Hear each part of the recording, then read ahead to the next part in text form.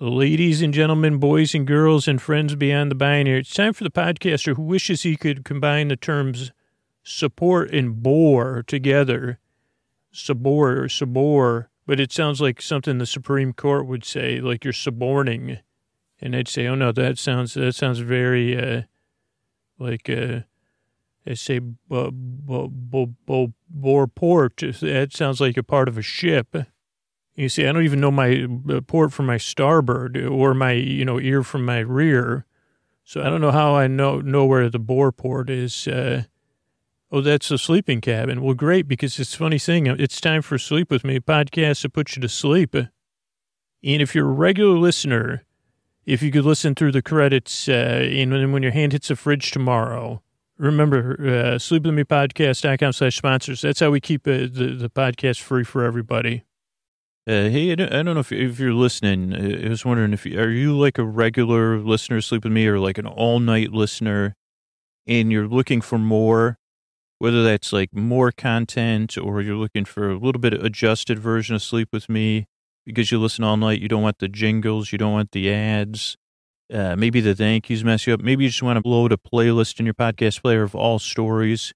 Well, consider becoming a patron. You get all that in your own podcast feed. Patrons at $10 and $20 a month are getting tons of extra content every single week. $5 patrons get ad-free episodes twice a week and a couple story-only episodes every week. Plus, you get a ton of if you're ever wondering, like, behind-the-scenes stuff, like what goes into my process, you could see all the lens. It's kind of like Instagram stories on Patreon's app. We do AMAs, questions like that, tons of stuff. So whether you want more to sleep to or you're wondering a little bit more about the show, or you're one of those rebels who likes paying for a free thing so it can stay free and help tons and tons of other people sleep and be there whenever you need it, and, cue it up so you can listen all night long. Or you just say, well, I want to catch that older episode, a story-only version. It really comes down to if you're one of the people that really values the good Sleep With Me provides, you kind of view it as a service and you're willing to pay for it. I don't know if that's you. You could feel good about it and get more stuff. You can do that over at sleepwithmepodcast.com/patron, Patron. You could be a rebel. You say, I'm going to do something wild this week. I'm going to pay for a podcast I love, a free podcast I love, so it can stay free for everybody. Thanks, rebels. All right, everybody, it's time for the Sleepy Supporter Zone. This is a part of the show I need you to hear because really we're celebrating the people that enable us to bring the show to you for free. I'd love it if you became one of those people. I'd love to hear from you. But tonight we're talking about our sponsor, Wix. And if you started your Wix site, I do want to know about it. You got to share it with me. Jonathan shared his site, My Peculiar POV. He got it started on Wix. He went to wix.com/sleep20. You get 20% off your Wix premium plan there. And you get a big thank you from me. Supporting the show, letting me know about it, keeping it free for everybody. Thanks, Jonathan, and thanks, Wix. And start your Wix site. Let me know about it. It's wix.com/sleep20. Thanks, everybody. Sleeper Supporter Zone over. Ooh, Mystery Bard, who helps out in this show? Chris Posty Poster Son sounds like an earful. Wrote the theme song. Edits episodes too. Carl W. the Legend also edits episodes. Kenny, Scotty, and Jennifer. Runner. Eric and the team at Astoundr on the website. I am the Mystery Bard. I do the lullabies, yeah. I do commissions at jonathanmann.net. Could be for Mother's Day. It's coming up soon. Or Father's Day. It's coming up too. You see the kindness shine straight on through when the listeners form their own Facebook group. Keith, Stacy, Sarah, Julie, and Jennifer. These are your moderators. Get support, dear Scooter, on Patreon. Buy the merch and support the sponsors. You can find anything you want at sleepwithmepodcast.com. And we're so proud that we could dance to be part of Nine Vale Presents. So now on with the show. Thanks, Mr. Bard. I'm at Dear Scooter on Twitter and Instagram. Those are good places to get me. Remember, you can listen to Sleep With Me in your smart speaker. If you have an FART smart speaker, then that's probably for something. I bet you the smart speaker can do that. But you could just say, Hey, smart speaker, all joking aside, can you make an FART noise? Also, play Sleep With Me podcast. Then you can set a sleep timer. And forget about all that other stuff I just said, because I was just pandering to the kids listening who could spell and smell. You're right. Boom. All right, everybody. What do you say we get on with the show already, right? Hey, are you up all night tossing, turning, mind racing, trouble getting to sleep, trouble staying asleep? Well, welcome. This is Sleep With Me, the podcast that puts you to sleep. We do it the bedtime story. All you need to do is get in bed, turn out the lights, and press play. I'm going to do the rest. What I'm going to attempt to do is create a safe place where you could set aside whatever is keeping you awake, whether it's thoughts, feelings, physical sensations, changes in time or temperature, changes in your routine, maybe you're traveling. Whatever's keeping you awake, I'd like to take your mind off of that, create a safe place to do so, or, level of trust where you let me do so. And then what I'll do is I'll send my voice across the deep, dark night. I'll use lulling, soothing, creaky, dulcet tones, pointless meanders, superfluous tangents, extra words, misplaced words, concerns of mine that then I try to make more sleepy and dreamy, because I was thinking about travel, and then I said, oh, well, I had something I was thinking about. And the whole idea is the podcast is here to keep you company while you drift off. Now, if you're new, here's a couple of things. I'm glad you're here. How you doing? Come on. You don't have to come on in. You could. This is the kind of place in podcasts where, because they really don't like that. I don't know why. I did it because I said I want you to feel welcome. But I also want you to, is this a paradox? I want you to feel so welcome, you could feel unwelcome. You know what I'm saying? Like where you say, because I don't like it when I'm standing somewhere looking in at a distance, and I say, well, this is my safe place outside your store, looking in, seeing what you're up to and seeing what your angles are, and, trying to check if there's any funny business. So then when you say, hey, you see you looking in the store, come on in. Air's just fine in here. I say, well, I'll be the judge of that, thank you. Your friendly tone is doing nothing to earn my trust. And then sometimes the people won't get it, and they'll say, you get a lot better view from up close. And I say, I don't care if they call this Main Street USA. It doesn't make me feel, it just it doesn't clarify my... It's going to take me a while. In this podcast, I say, you want to stay outside? Go right ahead. You ideally that you could hear it wherever you are. I would say the air's just fine where you are, wherever you are. You want to come in? Come on in. You want to get a little bit closer? And then you say, well, I prefer back. I say, let me just, you could look at me through opera glasses or a microscope or... And I don't know I wonder what you'd see if you used an oscilloscope or whatever that thing is. You'd say, holy, I didn't even know this thing could pick up creaky dulcet tones. But you're off the charts on the creaky dulcet tones and pointless meanders. And I'd say, excellent. So if what was I saying? If you're new, I'm glad you're here. But if you don't buy that, that's great too. Seriously, if you're skeptical about this podcast, I totally understand. Just wait till I try to explain to you what it is if you think you're skeptical now. So, but I would be skeptical. That's what I mean. Who says they're going to put you to sleep, right? They say, come on inside this mattress shop. We just want to get you settled in here. You say, no, thanks. I got it covered on the internet. What was my point? The show's doesn't have a lot of points. But if you're new, structurally, what to expect, show starts off with a few minutes of business. You already heard that.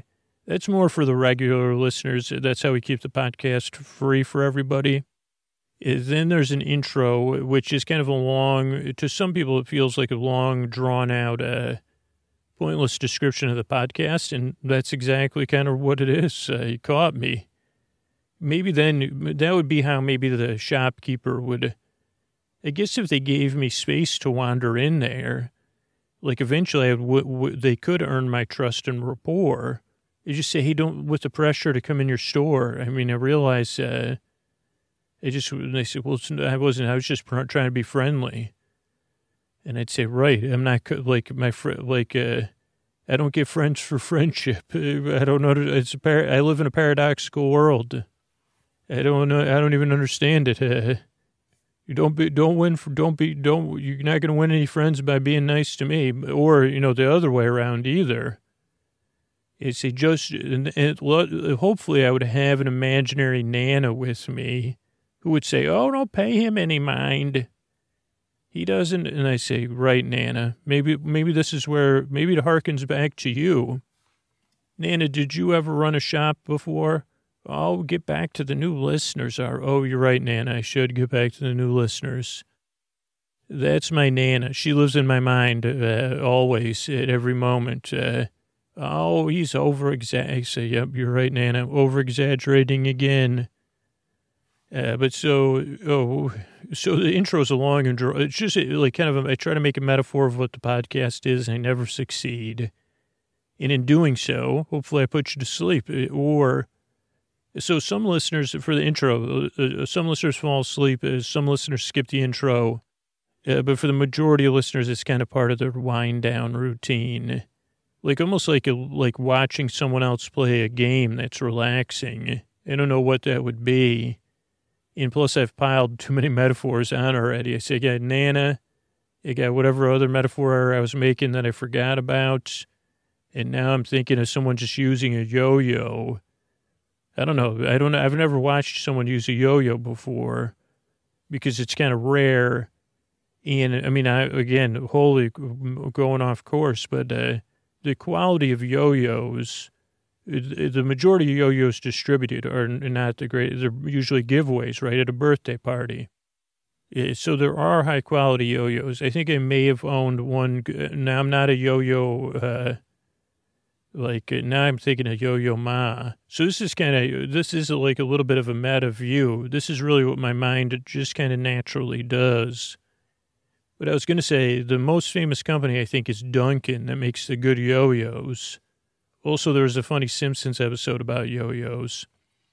Also, now I think I've got, I'm stuck in a slippery part of my brain that just likes me saying yo-yo over and over again. But if there was another world where a lot of people use yo-yos and they were skilled at it, or, you don't have to be great, just moderately good at flicking it down. Oh, what's a yo-yo? Sorry. It's like this thing. You could look it up I'm sure someone's got a great YouTube channel where they do yo-yo. And as a matter of fact, if you want to do a crossover episode, that would be relaxing just to see. Just a relaxing, but I was saying, some listeners, the intro's like that for them, just watching a yo-yo go up and down, and that's a pretty clear metaphor for spinning its wheels too, and walking the dog. I think I did all those things in this intro. Round the world, oh boy, did I go meandering around my world. And so that's the intro. Then there'll be a bedtime story. There's some business between the intro and the episode. Then there's a bedtime story. The intro is kind of like a bedtime story. It's kind of like a stealth one. Or it's a bedtime story, wind up and cool down. But then we'll have a bedtime story. It'll be Trending Tuesday style. I don't know what it's going to be yet. And then at the end of the show, we have thank yous and good nights. So that's the structure of the show. Clearly, I think if you've been listening, you probably figured out you don't really need to listen to this podcast. You don't have to really pay attention to it. Much like that yo-yo image, especially one that, I don't know if those have ball bearings in them, the good ones, or if that's the company that makes them. I'm trying to think when in my life, I think I've had 2 good yo-yos, but I don't remember them. I mean, I in the 80s, there was like a yo-yo comeback, and I think that's what the Simpsons episode was about, but there was a butterfly yo-yo. I think I had one of those. And then later in life, there was this a series of books called the Klutz books. And I'm not going to say they named them after me, but I should have been getting paid for that. And I don't think I had a Klutz yo-yo, but I I think I had the one of How to Tie Your Shoes. I don't know if that was actually a book or they just said, let's send this to Scoots and see if it's marketable.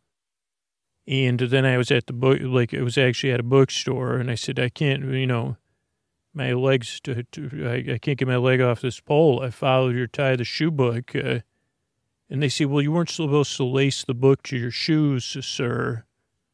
And I'd say, well, it's about, I said, really? It's interesting because there's shoelaces in this book. There's shoelaces in my shoes.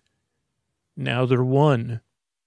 I guess I wasn't a beta tester for that book. I just was looking in the bookstore until I was on one, my shoe was on one side of the pole, book was on the other, shoelaces in between. And I said, you can't do this on Amazon. Holy cow. It actually felt good. It really felt like it stretched my foot out. Anyway, I don't even know what I was trying to explain. Oh, I think I was talking about yo-yos and just trying to remember. But at some point in my life, I had another quality yo-yo very briefly. I mean, maybe this could be the episode tonight I don't think so, though. But I'm sure there's a lot of forgotten yo-yos out there. Maybe that could be, maybe there could be a song about the forgotten yo-yos. I've just overused the word already tonight, so I can't make an episode about it. But so anyway, maybe message I'm glad you're here. But this podcast is goofy. You don't need to listen to it. There's also no pressure to fall asleep. I'm here for about an hour to keep you company as you drift off at your leisure. I make this show because I believe you deserve a good night's sleep.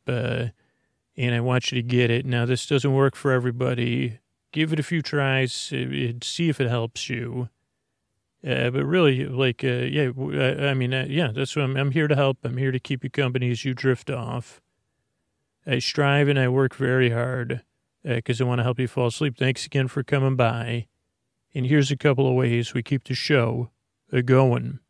Hey, before we get to the story here, I was just wondering, I don't know if you listen to Sleep With Me on a regular basis, but if you're looking for more Sleep With Me, and if you're looking to skip the ads like this, or the jingles at the beginning, or the thank yous at the end, consider becoming a patron. Or if you want to know kind of some of the behind the scenes that goes into the show, or you just want more and more story only, all intro episodes, $10 and $20 patrons get 2 all intro episodes every single month.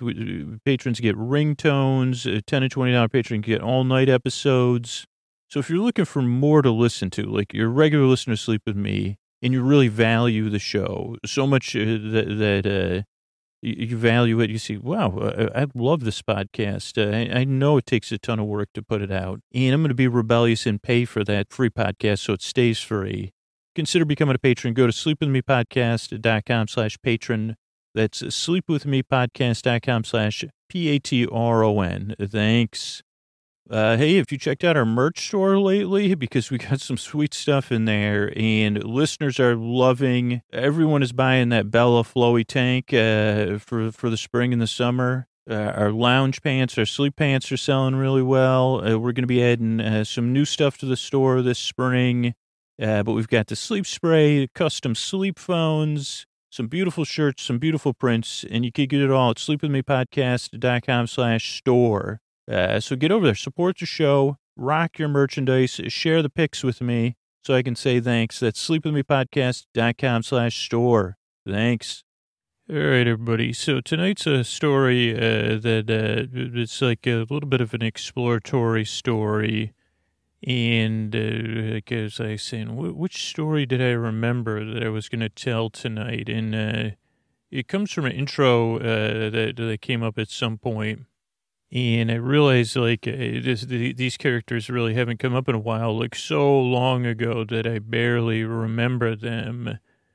There was the creators of the world famous Purple People Circus, whose names escape me, the founders. It was 2 people. And as far as I know, they founded this great circus. You probably, it's not, it doesn't have as much HYPE as some of the other circuses. And so you say, I've never heard of the Purple People Circus. And you say, well, one day you may, if you just happen to be at the right place at the right time in the right town square. And I think the last time we encountered it was when they discovered the great Phil Fushigi, who was one of their newest members, and that was a famous tale. And I think it was I think when they first met, the founders met via what was it called? Not a mannequin's dummy, a ventriloquist dummy. And they fell in love and formed the Purple People Circus together. Great story. I don't know what episode it was or where it is, but somewhere in my brain is a recall of it. And the reason was because they said, oh, wait a second. In that intro, I thought there was this other character they had added because they're always, they travel the world performing, and then they check out the buskers, the street performers, the underground theaters of the world looking for the next thing. And trying to think, and I I knew about this even as a kid when I was a kid, and I said one day I'd like to be in the one day if there's a circus called the Purple People Circus, I'd like to be a part of it because it sounds very dreamy. Purple. I said, would it be a purple top instead of a big top? And they said, no, it'd be a big purple top. Yeah, it would be. But this is a tale of a boy that joined the circus, a boy in both a dilemma and in search of something, a tale of a boy in his wagon and his cat, his cat was named the Corrugator of all things. And this boy, actually, I say, he's a young man at the point where we catch him in the story, traveling the world with a little a red wagon, a wobbly, wiggity wagon, and with his cat in there, and dancing. He was a break dancer, this young lad, whose name I will one day learn. For one day, he went to a town square, and no one was there. He had traveled to the city, and it was one of the great cities somewhere in Eastern Europe. And he actually was fluent in the language, and he traveled to the city center, one of the great squares of the city, expecting to perform, but the square was empty. And it was, it was one of those seasons where it wasn't a lot of tourists, but this square was presumably would have had people in it. And so he checked his watch, checked it twice, had a chuckle thinking about Santa Claus checking a list, and realized, yeah, wait a second, it's prime milling about a square time. It was Saturday at 2 p.m., and the day was nice. It wasn't too warm. It wasn't too cold. It was just seasonably temperate. And so the boy said, Corrugator, this is interesting. Where is everybody? And then the boy got out his cardboard that he used to do his break dancing. And then he got out his boombox. And then he stretched. He would go through a routine of stretching. And he said, okay, well, where is everybody? Getting limbered up, getting ready for an audience, doing some basic breaking moves, but more so getting prepared for what was to come. And still there's no one. Even the pigeon population was low. 3 pigeons flew by. And then the boy started to wonder, this is something strange here. Maybe I need to look about. And the boy kind of started to quiet the mind and to quiet down to see, can I hear anything? Can I sense anything? And the boy thought he heard some murmuring, a crowd murmuring somewhere.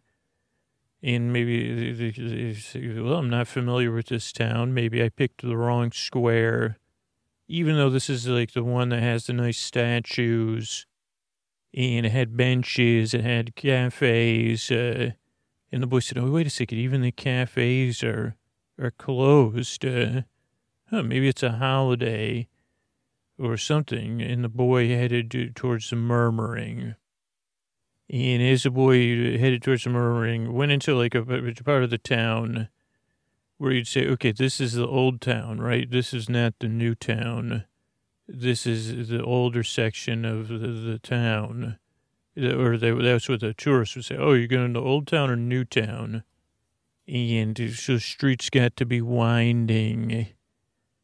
And the murmuring got a little more, like coalesced, I guess you'd say.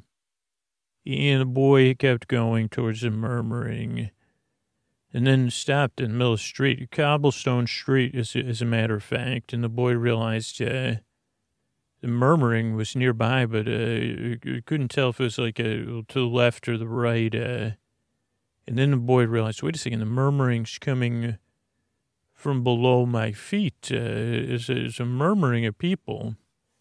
And like a calm murmuring, like kind of like the sound when people are waiting around for something to start. And he thought that was interesting. So then he looked around, and then he went down the side of this one building and realized that there was a courtyard and a set of stairs leading down on the side of the courtyard. And so the boy headed down the stairs.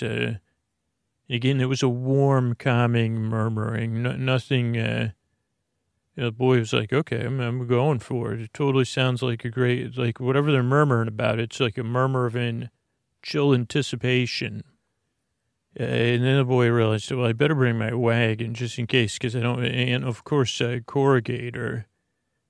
And then the boy realized, oh, wait a second, so then the boy ran all the way back to the town square. It got the corrugated cardboard, the boombox, and the cat named the corrugator, and said, "Good job, corrugator, keeping an eye on everything. Sorry, I just was, checking out that murmuring." And the corrugator, the cat, stretched and put its head down on the corrugated cardboard.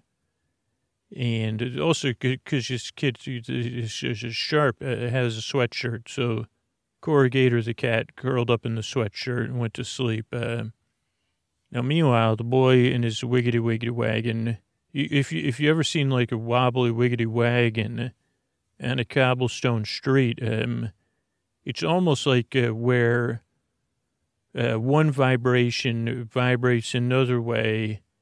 Like it was almost like they were made for one another. So instead of wobbling, the wagon went along quite.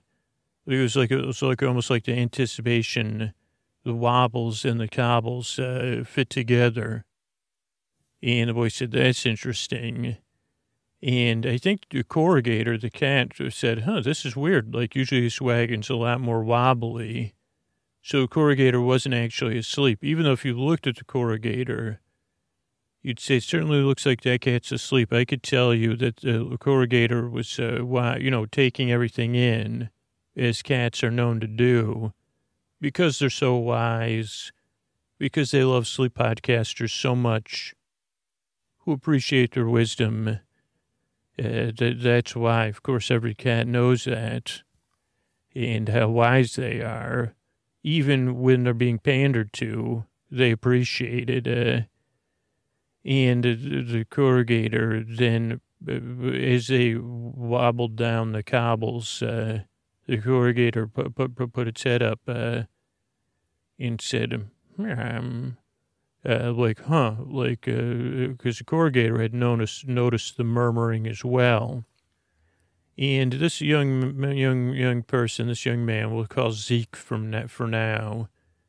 Zeke swept up the wiggity wagon with put it on the wagon on his hip, and headed down the stairs towards the murmuring.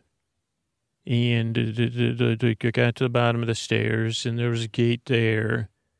And the boy opened the gate, and it, led into like a beautiful part of the old city. And what the boy didn't realize was like this was as soon as the boy went through the gate into these like vaulted underground, that there was candlelight, and it just happened to be like a special night in this town. So, oh, this is why everybody in the town is down in the underground. And, there was a little bit of natural light filtering in, but then there was candles. There was also the old, the LED candles, and everything gave it this warm element, those vaulted brick ceilings you see, really like something that would be romanticized if Zeke wasn't really there in person. And oh boy, did the corrugator like this, because it was just warm, it didn't seem like it was a cat's, not to say it was a cat's pajamas, but there are not a lot of like subterranean, sub-city levels that cat. I mean, I'm just telling you from experience. Now you might say, well, an Effie, Zeke was like a busker cat, or not Zeke, the corrugator. And Zeke did call the corrugator Korg, or Korg. Yeah, I don't know how to spell corrugator, so I think that's what he would say. Or like, 'cause for a while did call it Corgi, but that was too confusing for people that had that kind of dog. They said, that's a cat. Then Zeke started calling the corrugator Korg. And then Zeke started to follow again the murmuring.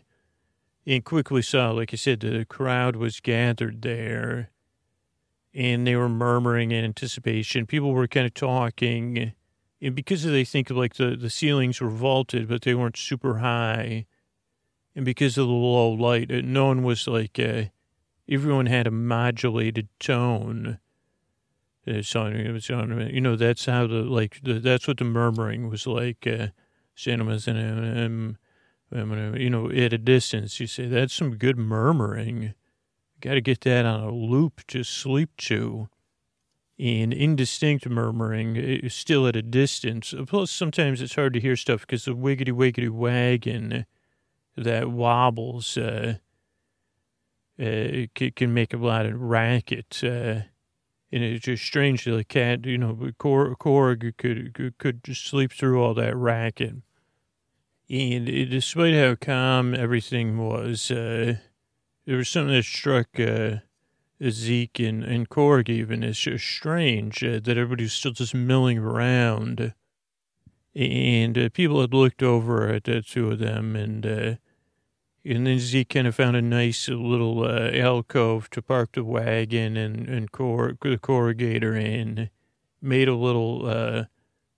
took a jacket and or sweatshirt and made it into more of a nest. And then the corrugator did some impressive stretching and walking around the wagon just to establish like a cat-like dominance in case anyone was watching. With the confidence, let's see, that cool confidence cats have, because, cats, they're cool and they're confident. They're cats. Even when people are allergic to cats, they can appreciate how, that situation, they can establish a subtle, with just their body movements and the way they move their bodies. I realize that sometimes I repeat myself to cats. I know that they, they can set the tone. Say, this is my wagon. In my friend's wagon. It might be a wiggity wobbly wagon, but it's ours, and I'm going to be resting in here. I just demonstrated my limberness, and now I'm going to go into such a deep sleep because I'm so confident I've made that clear. So, stay out of the wagon zone. I know you will. And so that was impressive. But to Zeke was still like, what's going on? And then finally, Zeke went up to a woman and said, what's going on here? Nobody's around. And they said, oh, we're waiting to be entertained. And Zeke said, that's interesting. what time's the show start? And the person kind of didn't seem to hear them. And Zeke said, well, something's amiss here, wherever we are, or whatever town we're in. Something seems to be, I don't know if it's amiss or remiss. I think remiss, I think Zeke said to Zeke's self, it would be remiss if I didn't do something or get to the bottom of this. Plus, like from a common sense perspective, from a busker's perspective, travel to this city or town, hoping, make to make enough money to travel on. So these could be my customers. Also presuming everybody in town's in here, the trains probably aren't traveling on time. And so make the most of it, I guess would be the summary of what went through Zeke's mind. And what Zeke did is just to sit down actually on the wagon, back down on the wagon, next to the corrugator, up against this wall, boombox in Zeke's lap. Boombox, you're right, thanks, kids. It's a like a big thing with two speakers to play music, usually via the radio or a cassette tape player. Yeah, though boomboxes do also have like aux in and stuff. And so Zeke sat there, and it felt like it just something about maybe the travel, the candlelight, the relaxedness of the corrugator, the comfort of the wagon, leaning up against ancient bricks below the town. And again, all that murmuring. Zeke kind of dozed off for a while. But then what was even, I guess, less wild, what could get less wild than that is that, like, Zeke woke up later and everything was still the same. People were still milling about and still murmuring.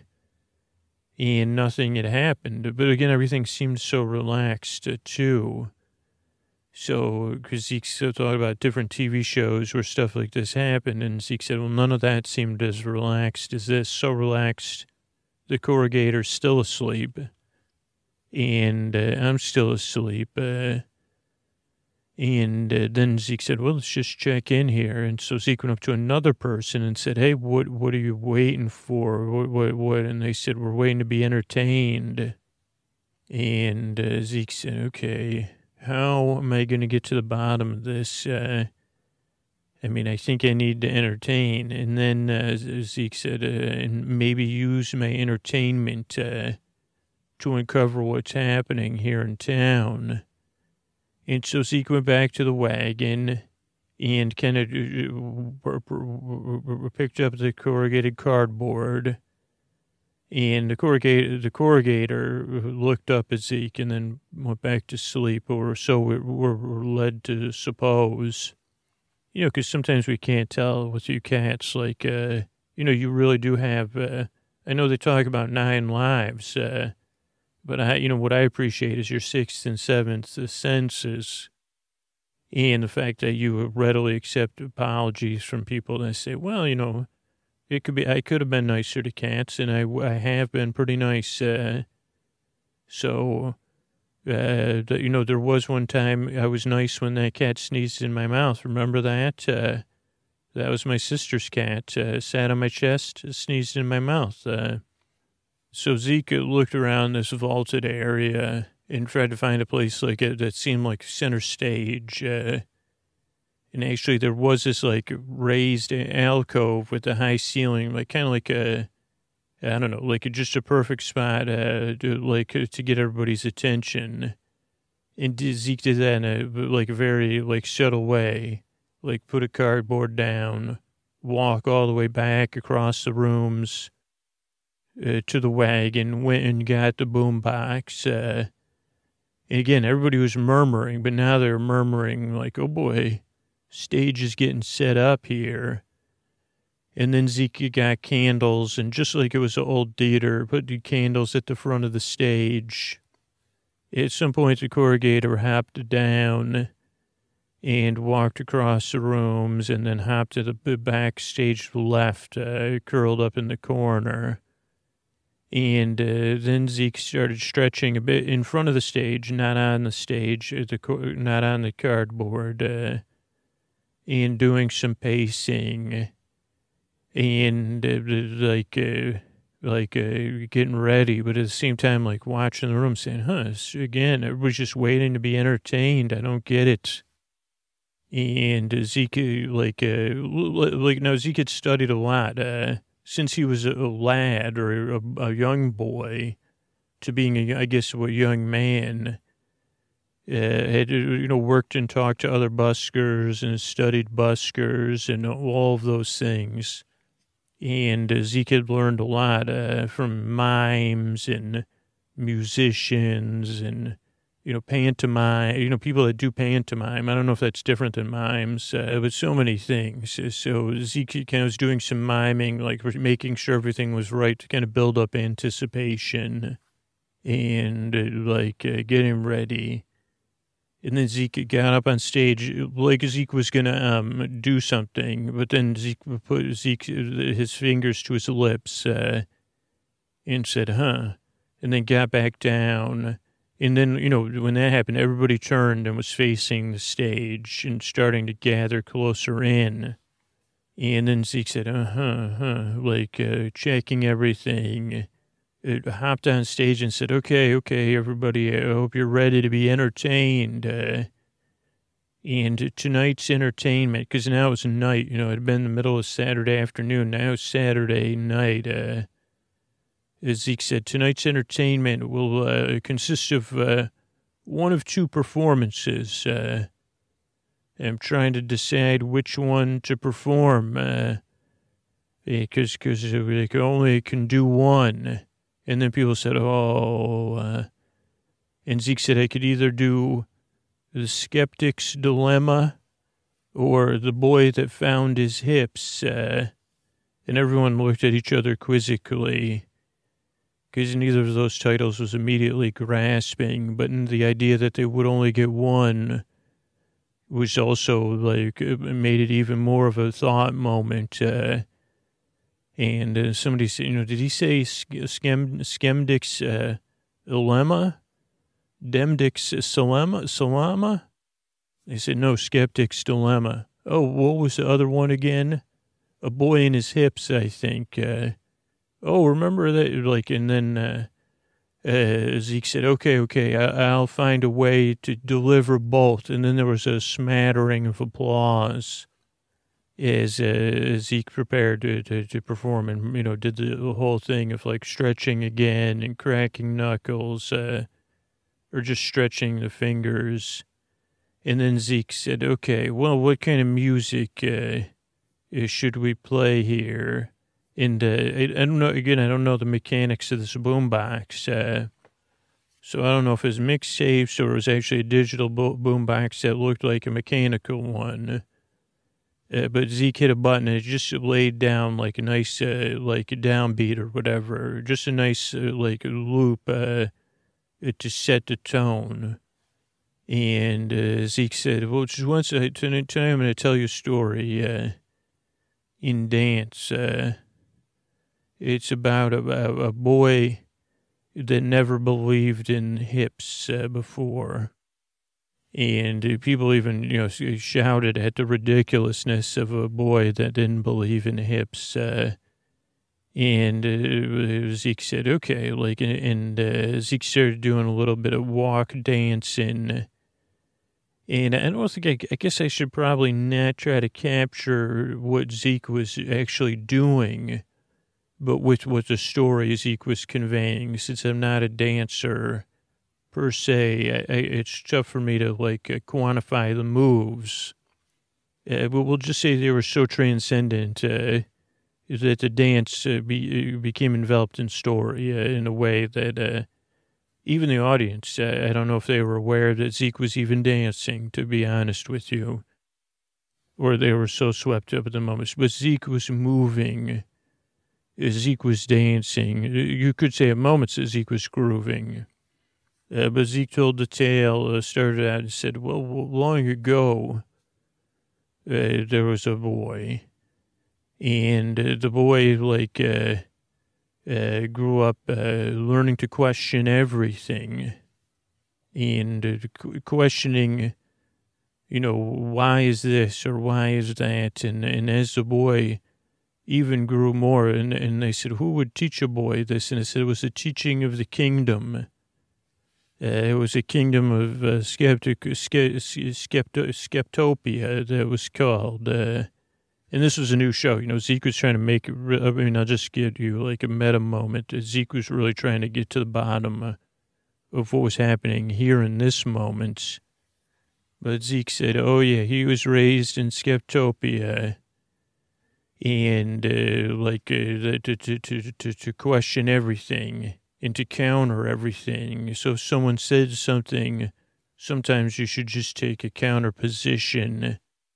The whole skeptical thing. This was all done through dance too, and showing the queen of skeptopia.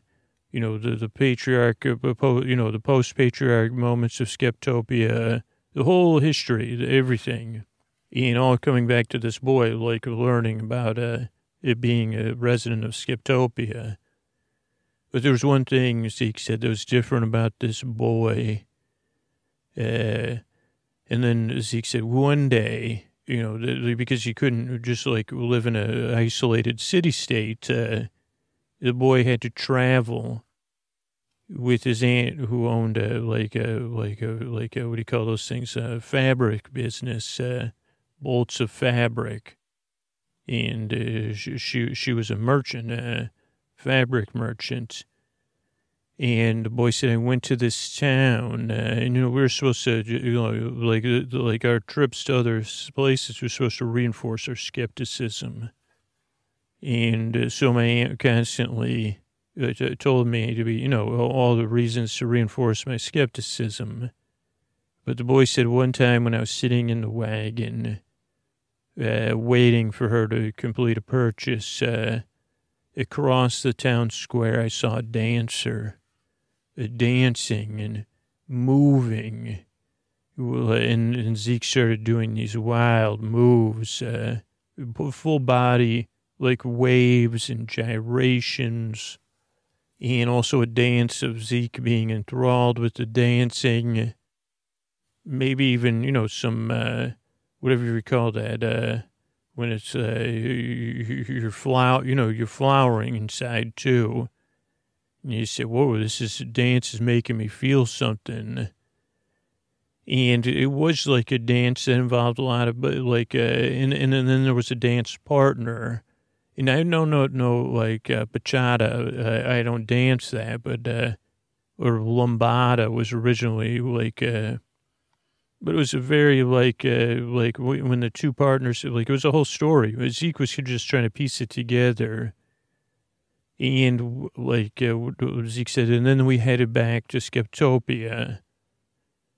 And Zeke found that was trying to recreate all these moves. And then Zeke was got discovered the next day dancing with a broom. And attempting some of these these dance moves, and it became a bit of a to-do around town because everybody was always keeping an eye on everybody else because everybody was so skeptical. Because they said, well, it's be skeptical, stay skeptical. And they said, well, Zeke, what are you doing? And Zeke said, dancing. No, they had dance there. It was just not super interesting, not it was just the dances about, but, it fit the theme of that era. And it was too much of a think piece too for the audience. So Zeke did a dance for that. And whatever they said, you can't dance like that. And at first it became this theme for the stage in Zeke's life, or I don't know, I'm getting my characters. It was so transcendent. Zeke's performance, which of this character's life, and that it was a struggle against the parents and the society, because Zeke wanted to do non-skeptical dance, like dance about feelings, dances about unknown inquiries and curiosity and curious urge, and all those things, not just one of those things. And so the count, everybody met because this was just like in these type of stories, like the adults said, what are we going to do about this? Because other kids are going to learn about it. And they said they called the town elders and they said, okay, what are we going to do? We got to get they said, well, maybe Zeke could go. We could send Zeke or the boy on a journey. And I guess this was Zeke's story, but it was just that, the things were so close together. And so they said, no, we can't, we got to do something. And then they said, what about, and then someone said, we're facing the skeptic's dilemma. And someone said, what is it? And they said, only the keepers of skepticism, the greatest secrets of skepticism can know what the skeptic's dilemma is. And then they huddled these village elders and said, what are we going to do about this kid and the dancing? And one wise, wise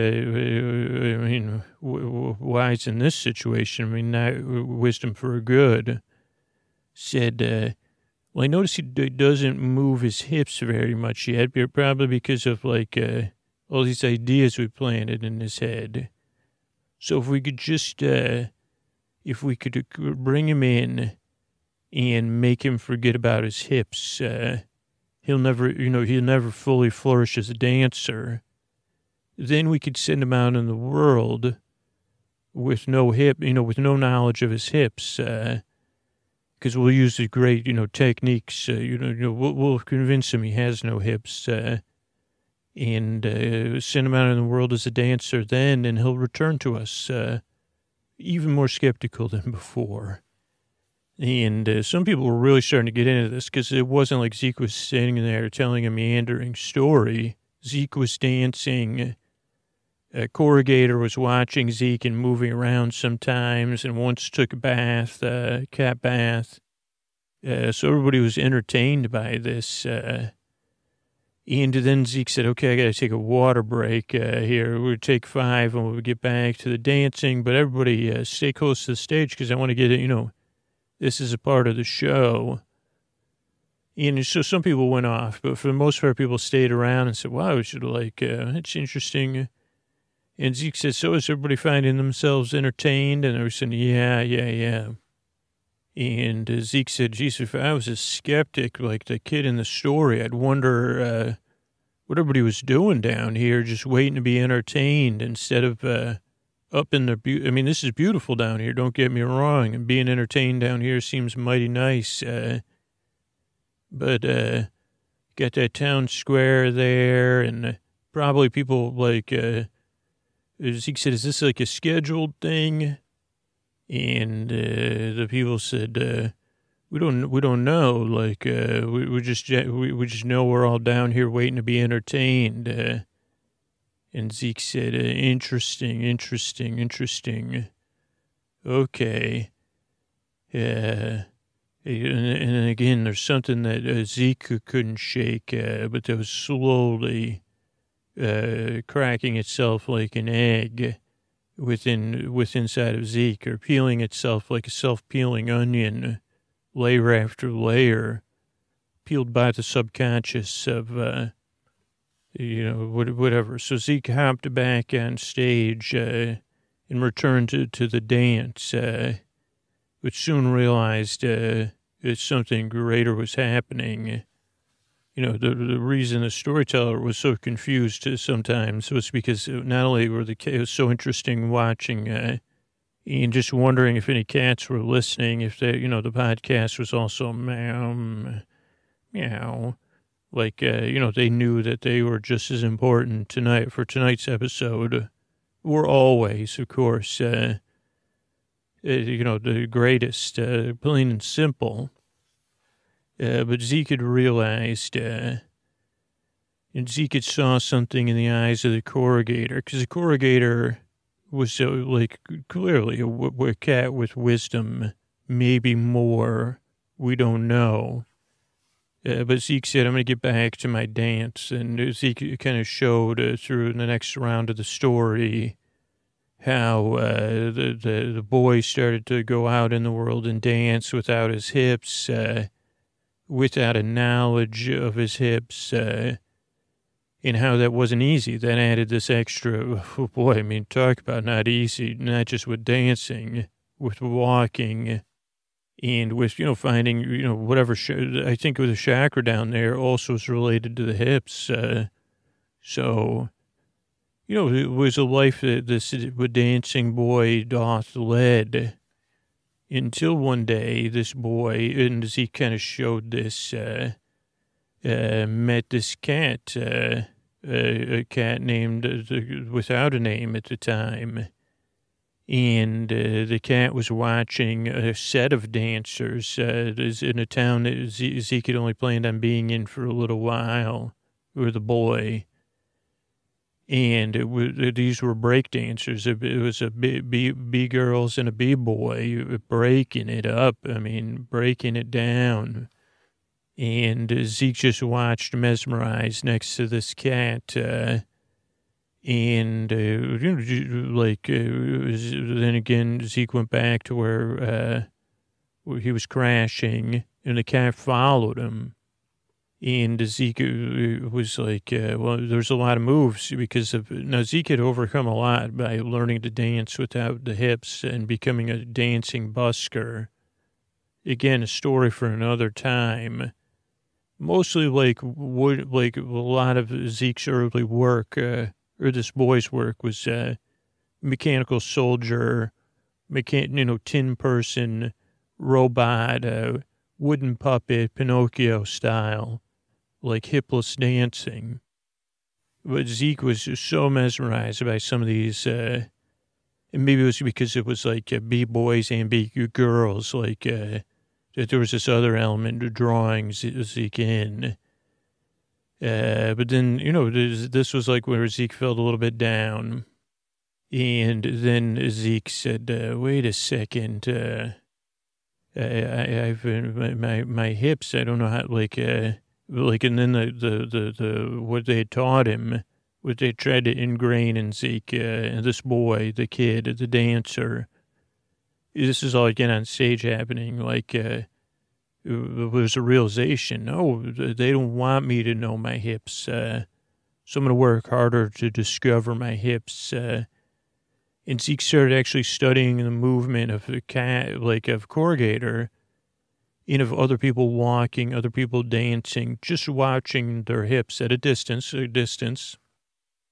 And slowly, this is over, again, and this happened on the stage. And again, this audience didn't care because they were, they were in it. Whether this is a 12-hour performance or not, of Zeke slowly learning to move and shake, twist, move your hips at all as a part of a dance. And so that was demonstrated. And then it triggered a release of joy, a fullness, a complete dancing, where now break dancing, all the dances, even elements of bachata, were all unlocked for Zeke. And also a friendship was formed with the corrugator. But also something else, is then, now that this boy knew his hips and then eventually found a wiggity wagon, there was also something that by freeing Zeke's hips, the boy's hips, Zeke said to the audience, and then I found myself here in this town square, not far away. And at first, I just thought this is where the town square is, not far from the old town and the new town. This is where the people would be gathered to watch a busker. Why was it so easy for me to find it? Why was it so natural for me to just go there? Why did my hips lead me here? And everyone didn't know except for Zeke and the corrugator why.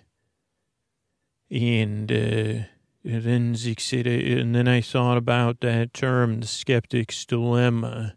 For me, it was the dilemma. You could be you could be skeptical, but you can't be fully skeptical and know your hips. In order to unlock them, those to move.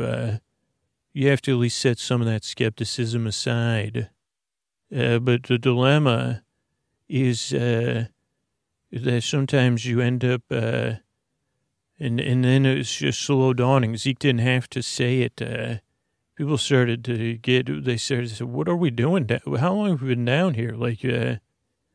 We've just been down here waiting to be entertained. Aren't we supposed to be doing other stuff? And people started to remember, I said, well, I'm not sure about the weather. Well, we could go around down below the city and just wait to be entertained. Well, I'm not sure about all those visitors. Well, we could shut down the train system and then go down and below, And then Zeke started to realize that they could all perform together. And Zeke started to teach them this dance called the Skeptic's Dilemma, which is, hip-based dance where your hips are like some hip thrusting and some hip tilting to shake yourself free from this full skepticism. It's okay to have a healthy skepticism, this dance would indicate. And eventually Zeke realized, that this was a town, this is where I grew up. I'd almost forgotten about it. Now I've discovered a new level of it. And everybody said, oh yeah, you were the kid that liked dancing that we tried to get and they said, yeah, the town elders are the ones that told us to go down here. And eventually what Zeke realized is, maybe I should just move on because, then they said, well, we like your idea of, freeing everyone from the skeptic's dilemma. And Zeke said, you know what, I'm just going to hop on the next train now that you've started the trains again, at least. And maybe one day I'll make my way back here with another dance, slightly less skeptical dilemma. And that was when Zeke went to the next town after that, realized that two other people had wandered in that town, the founders of the Purple People Circus. And then they caught Zeke's show, which had a new level of passion and presentness and connection with the audience and more and more stories because it was real and authentic. And Zeke knew I have to use my hips, I have to use my dance, my break dancing and more to pull these, make sure these people don't end up in the skeptic's dilemma. Even though it's not totally clearly defined exactly what it is, I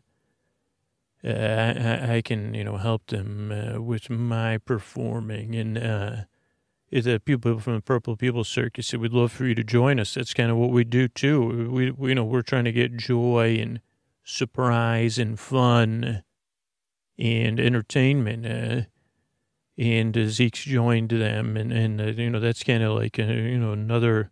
when they're coming to a town near you one day, maybe. So that's it. That's the tale of a boy and his wiggity wagon, his cat named the corrugator. How he rediscovered his hips and overcame the skeptic's dilemma. Good night.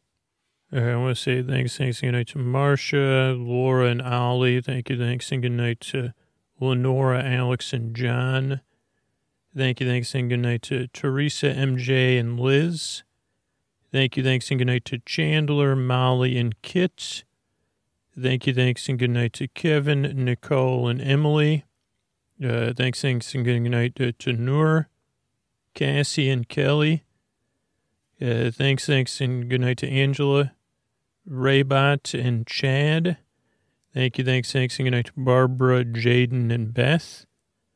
Thanks, and good night to Stephanie, Matthew, and Alice. Thanks and good night to Molly, Mary, and Stephen. Thanks and good night to Lexi, Janice, and Julie. Thanks and good night to Melissa, CL, and Tanya. Thanks and good night to Patricia, Shane, and Kit. Thanks and good night to Peter, Sharon, and Julie. Thanks and good night to Carolyn, Barbara, and Christopher. Thanks and good night to Elizabeth, Bishu, and Chris. Thanks and good night to Madeline, Amberly, and Tim. Thanks and good night to Karen, John, and Rachel. Thanks and good night to Kieran, Allie, and Samantha. Thanks and good night to Isabella, Claire, and Erica. Thanks and good night to Gwen, Marlon, and Bill. Thanks and good night to Aaron, Robin, and Blair. Thanks and good night to Wilfred, Katie, and Craig. Thanks and good night to Frucht, Brian, and Sarah. Thanks and good night to Miko, Elizabeth, and George. Thanks and good night to Matthew, Byron, and Kayla. Thanks and good night to David, Shell, and Sophia. And thanks and good night to Carrie and Carly. Thanks everybody who supports the show. So Sleep With Me literally exists and stays free from direct listener support on Patreon and through our sponsors. So thanks everybody who helps keep the show going. We grow by people spreading the word in their community, online and in person. So I really appreciate everybody doing that. And, it helps get me, people are really nice to me and, most of the listeners are. So thank you for helping keeping me going too. Another way I keep going is the support of my network at Night Vale Presents. One of the amazing shows on there, one of the shows I fell in love with and re-fell in love with podcasting through was Within the Wires. Just do yourself a favor, strap on your headphones and tune into Within the Wires. And you'll really, like, whether you listen to season 1 first, to season 2 first, or season 3 first. And just trust me, you can find it in your podcast app or at nightfellpresents.com. We're also a member of PRX. You can see everything they're doing at prx.org. And that's it. I got plenty of other episodes ready to go if you need them. Good night.